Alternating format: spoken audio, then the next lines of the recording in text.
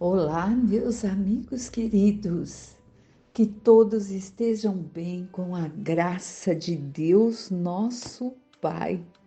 E vamos hoje para mais um estudo do Evangelho segundo o Espiritismo, decodificado por Allan Kardec. Hoje nós vamos iniciar o primeiro capítulo, capítulo 1, Não vim destruir a lei.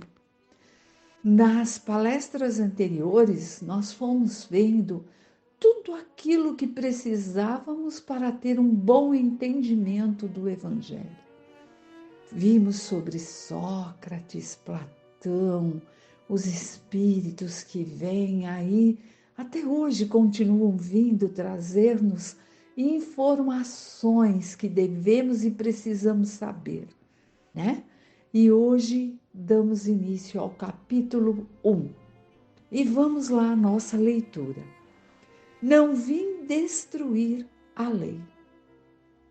E a gente já sabe que sempre há uma complementação que já está na nossa memória. Não vim destruir, mas fazê-la ser cumprida. Aí aqui veremos as 3 revelações: Moisés, Cristo e o Espiritismo, aliança da ciência e da religião, e instruções dos espíritos, a nova era. Não penseis que vim destruir a lei e os profetas. Não vim destruí-los, mas dar cumprimento. Eu vos digo em verdade que o céu e a terra não passarão, antes que tudo o que está na lei seja cumprido completamente, até o último J e o último ponto. Isso está em Mateus, capítulo 5, versículo de 17 e 18. O que nós podemos entender aqui por esse início, né, desse capítulo? Jesus, ele nos coloca claramente que ele não veio para destruir a lei, mas para fazer que fosse cumprida aquela lei que já havia sido colocada pelos profetas que o antecederam, né? No Velho Testamento, vários profetas já haviam colocado que chegaria um tempo em que chegaria o Messias, né? O Messias que era tão esperado e que ele seria sacrificado. E até colocavam que iam ser esse Messias que estava por vir num tempo determinado, seria o Cordeiro, né? Eu lembro até de quando eu frequentava o catolicismo, havia uma passagem que era: Cordeiro de Deus que tirais o pecado do mundo, tende piedade de nós. São coisas que a gente aprende e fica. Ele era visto ali como um cordeiro. E por quê? Porque lá na época de Moisés, usava-se o cordeiro para o sacrifício. Ainda se fazia esse sacrifício de apresentar algo a Deus, e eram os cordeiros. E os profetas naquela época já diziam que viria alguém que seria esse cordeiro. Então, como Jesus se deu ao sacrifício, ele é chamado de Cordeiro de Deus. Não é isso? Então, tudo tem um porquê no que a gente aprende. E também vimos ali nessa introdução desse capítulo que enquanto não for cumprido tudo o que precisa ser, ele coloca até o último J, o céu e a terra não passarão. Ele sabia que teria que passar por tudo que passou. Então Jesus veio sabendo disso tudo. E ele iria cumprir todas as profecias para que ficasse ali a marca de que realmente ele, Jesus, é o Messias, que aquele povo lá atrás estava esperando por tanto e tanto tempo, né? Então agora vamos ver um pouquinho sobre Moisés. A lei de Moisés é composta por duas partes distintas: a lei de Deus, recebida no Monte Sinai, e a lei civil ou disciplinar, estabelecida por quem? Pelo próprio Moisés. A lei de Deus é inalterável. A outra, apropriada aos costumes e ao caráter do povo, que vai se modificando com o tempo. Então a gente está vendo que Moisés, ele foi ali, né, recebeu ali pela inspiração a lei dos 10 mandamentos, que veio lá para ele, lá no monte. E óbvio que ali ele já estava sendo inspirado pelos Espíritos para que a lei fosse como é. E a gente ainda pode imaginar que tem, né? Nós vemos ali a escrita nas pedras, as marcas representando os 10 mandamentos. É como se fosse assim uma primeira psicografia quando tem aquilo, aquelas marcas, aquela escrita toda ali. E Moisés, ele viveu mais ou menos 1800 a 2000 anos antes de Cristo. E ele precisava criar leis que o ajudasse a administrar, levar o povo até Canaã, que era a terra prometida. E nós vimos que para isso ele recebeu ali do alto essa inspiração e fez os 10 mandamentos, que são inalteráveis e que continuam até hoje. Mas vimos também que ele, por ele próprio, como está aqui no Evangelho, criou outras leis, as leis que hoje em dia dizemos assim, as leis sociais, que condiziam com os costumes e o caráter daquele povo, para que ele pudesse sim fazer, conduzi-los de uma forma que fosse possível isso acontecer, sem ser aquele olho por olho, dente por dente, só maldade. Tinha coisas que não condiz, né, nas leis dele, Moisés, não nas de Deus e dos mandamentos, com que Jesus veio depois e foi abrandando. Sim, porque o povo não teria como aprender sobre o amor naquela época ainda.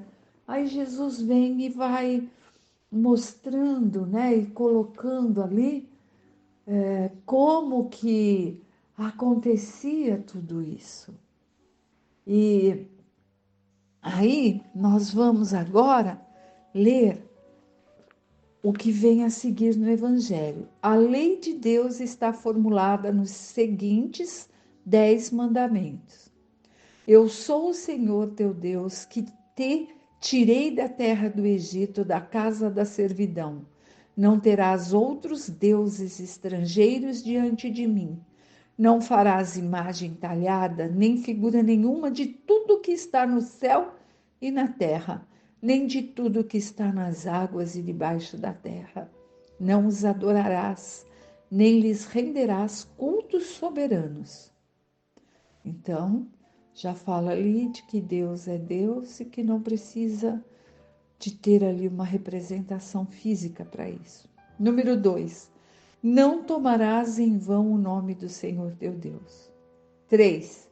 Lembra-te de sacrificar o dia de sábado. 4. Honra teu pai e tua mãe, a fim de viveres muito tempo na terra que o Senhor teu Deus te dará. 5. Não matarás. 6. Não cometerás adultério. 7. Não roubarás. 8. Não prestarás falso testemunha contra teu próximo. 9. Não desejarás a mulher do próximo. 10. Não desejarás a casa do teu próximo, nem seu servo ou serva, nem seu boi, seu asno, ou qualquer outra coisa que se lhe pertença. Então, nós vemos nesses 10 mandamentos, que são as leis que nós temos ainda hoje, mas ligadas aos costumes da época. Ó, então, você não vai desejar do próximo servo, serva, asno, boi. Então, é colocado assim porque era isso que se havia de valor e de posse naquele tempo ainda, né? E assim o é em todos os outros itens dos 10 mandamentos. E aí, Moisés colocou isso, inspirado ali pela espiritualidade que sempre esteve presente, fazendo aí esse intercâmbio, essa ligação, para que todos nós tivéssemos o que estamos tendo hoje, esse aprendizado. Vamos aqui a mais um trechinho. Esta é a lei de todos os tempos e todos os países e que, por isso mesmo, tem um caráter divino. Todas as outras são leis estabelecidas por Moisés, que se viu obrigado a conter pelo temor um povo naturalmente turbulento e indisciplinado, no qual tinha de combater os abusos e preconceitos enraizados adquiridos durante a época da escravidão no Egito. Para dar autoridade às suas leis, ele atribuiu-lhes origem divina, assim como fizeram todos os legisladores dos povos primitivos. A autoridade do homem precisava se apoiar sobre a autoridade de Deus, mas apenas a ideia de um Deus terrível podia impressionar homens ignorantes, nos quais o sentido moral e o sentido de uma delicada justiça ainda estavam pouco desenvolvidas.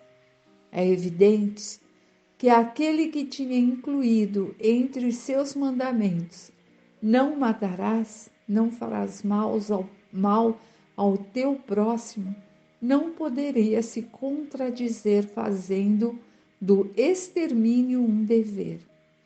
As leis mosaicas propriamente ditas tinham, portanto, um caráter essencialmente transitório. É isso.